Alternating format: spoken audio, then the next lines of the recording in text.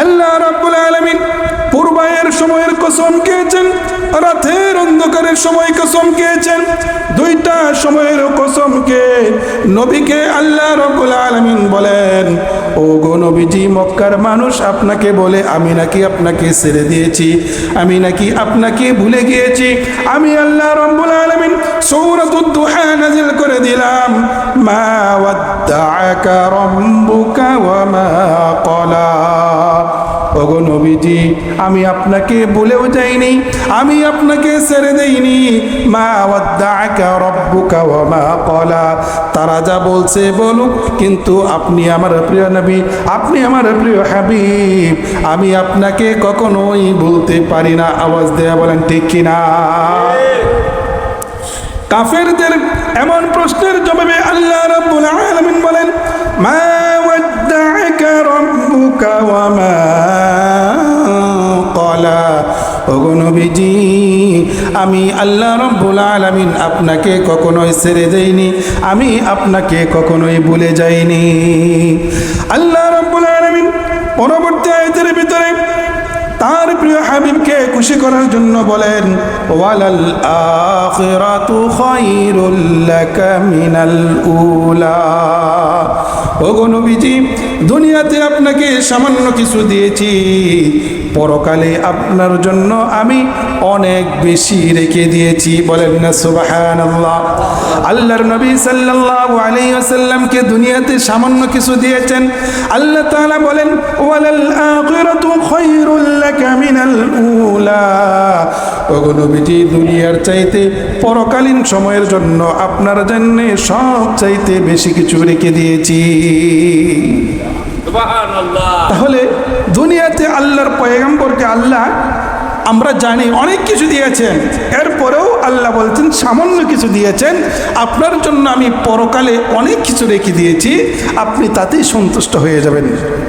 এটা আল্লাহ তাআলা তার প্রিয় হাবিব মুহাম্মদুর রাসূলুল্লাহ সাল্লাল্লাহু আলাইহি ওয়াসাল্লামের মনের দুঃখ কষ্টকে দূর করার জন্য বন্ধুকে সান্ত্বনা দিচ্ছেন। আল্লাহ রাব্বুল আলামিন পরবর্তী আয়াতের ভিতরে বলেন, ওয়ালাসাউফা ইউতিকা রাব্বুকা ফাতারদা। ওগো নবীজি, আমি আপনাকে এমন কিছু দান করব যা আপনি খুশি হয়ে যাবেন। আমি আপনাকে এমন কিছু দিব, আমি আপনাকে খুশি করার জন্য এমন কিছু রেখেছি, এমন কিছু আপনাকে দিয়ে দিব, আপনি মুহূর্তের মধ্যেই খুশি হয়ে যাবেন। এটার মধ্যে মুফাসসিরিনে কেরামগণ ব্যাখ্যা করেছেন, আল্লাহর নবী সাল্লাল্লাহু আলাইহি ওয়াসাল্লাম এই আয়াতের মধ্যে ইশারা দিয়েছেন, মক্কা বিজয় আপনার মাধ্যমে খুব তাড়াতাড়ি হয়ে যাবে এবং আপনার মাধ্যমে আল্লাহ রাব্বুল আলামিন মেরাজ করাবেন। আল্লাহ রাব্বুল আলামিনের পাশে বসিয়ে দুই বন্ধু কথোপকথন করবে। আল্লাহ তাআলা বলেন, ওয়ালাসাউফা ইউতিকা রাব্বুকা ফাতারদা। আমি আপনাকে অচিরেই এমন কিছু দিব যা আপনি খুশি হয়ে যাবেন। আল্লাহ রাব্বুল আলামিন এবার তার বন্ধুর অতীত জীবনগুলো বর্ণনা করতে শুরু করলেন। এই সূরার ভিতরে আল্লাহ রাব্বুল আলামিন তার বন্ধুর অতীত জীবনগুলা তার বন্ধুকে স্মরণ করিয়ে দেয়, স্মরণ করিয়ে দিয়ে তার বন্ধুকে স্মরণ করিয়ে দেয়। এবং যেমনভাবে আমরা বলি, বন্ধু তুমি যখন অভাবগ্রস্ত ছিলে তোমাকে আমি টাকা পয়সা দিয়ে সহযোগিতা করেছিলাম, যখন তোমার কাছে কোনো খাবার ছিল না বন্ধু তোমাকে আমি খাবার দিয়ে সহযোগিতা করেছিলাম।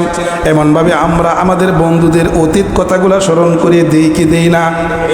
ঠিক তদ্রূপভাবে আল্লাহ রাব্বুল আলামিন তার প্রিয় বন্ধু নবী মুহাম্মদুর রাসূলুল্লাহ সাল্লাল্লাহু আলাইহি ওয়াসাল্লামকে স্মরণ করিয়ে দেয়, আলাম ইয়াজিদকা ইয়াতীমান ফাআওয়া।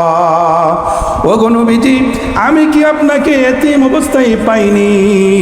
আমি আপনাকে পেয়েছি এতিম অবস্থায় এবং আপনাকে আশ্রয় দিয়েছি। বলেন না সুবহানাল্লাহ। ও মুসলমান বন্ধুরা আমার, সমাজের মধ্যে সবচাইতে অবহেলিত মানুষগুলা হলো যেই সন্তানটা এতিম অবস্থায় থাকে, ওই ব্যক্তিটা সমাজের ভিতরে সবচাইতে অসহায়। কথা বলেন ঠিক কিনা?